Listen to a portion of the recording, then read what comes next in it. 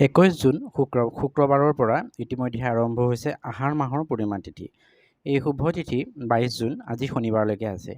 এই বিশেষ তিথিৰ ওপৰত শুভযোগো দেখিবলৈ পোৱা গৈছে। এই শুভযোগে তিনিটা ৰাশিৰ সৌভাগ্য দুৱাৰ মুকলি কৰিব। এই ৰাশি তিনিটা হ'ল, প্ৰথমটো হৈছে বৃষ ৰাশি। এই আহাৰ মাহৰ পূৰ্ণিমাই বৃষ ৰাশিৰ জাতক জাতিকাৰ জীৱনত ইতিবাচক পৰিৱৰ্তন আনিব। এই ৰাশিৰ জাতক জাতিকাই কোনো নতুন সুযোগ সুবিধা লাভ কৰিবলৈ গৈ আছে। আপুনি এই মাহটোত বিভিন্ন সমস্যাৰ পৰা মুক্তি লাভ পাব। আপোনাৰ আয়ৰ নতুন উৎস বিচাৰি পোৱাৰ সম্ভাৱনা আছে। আপোনাৰ আৰ্থিক অৱস্থা পূৰ্বতকৈ অধিক শক্তিশালী হ'ব। আপোনাৰ চাকৰিত পদোন্নতি আৰু কেৰিয়াৰত উন্নতিৰ প্ৰবল সম্ভাৱনা দেখা গৈছে।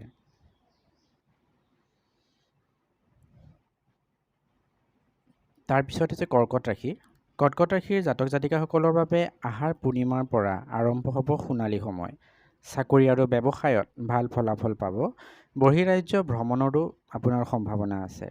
দেশৰ ভিতৰতে দীঘলীয়া ভ্ৰমণলৈ যোৱাৰ সুযোগো লাভ কৰিব পাৰে। আপোনাৰ হাতলৈ প্ৰচুৰ টকা আহিব। একাধিক উৎসৰ পৰা ধন লাভ কৰাৰ সম্ভাৱনা আছে। আপোনাৰ ঘৰত সুখ শান্তি অটুট থাকিব আৰু আপোনাৰ দাম্পত্য জীৱন সুখৰ হ'ব। ধনু ৰাশি।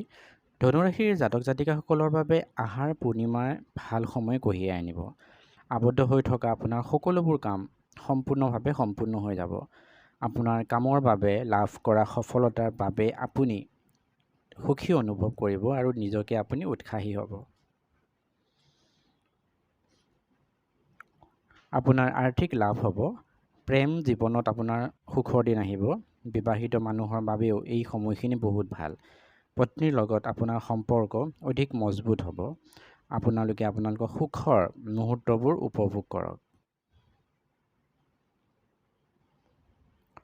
আহাৰ মাহৰ পূৰ্ণিমা তিথিত ঈশ্বৰৰ উপাসনা কৰা উচিত। এই তিথিত ভগৱান বিষ্ণু আৰু লক্ষ্মী দেৱীৰ পূজা কৰিলে আপুনি সুফল লাভ কৰিব পাৰে। ধন্যবাদ।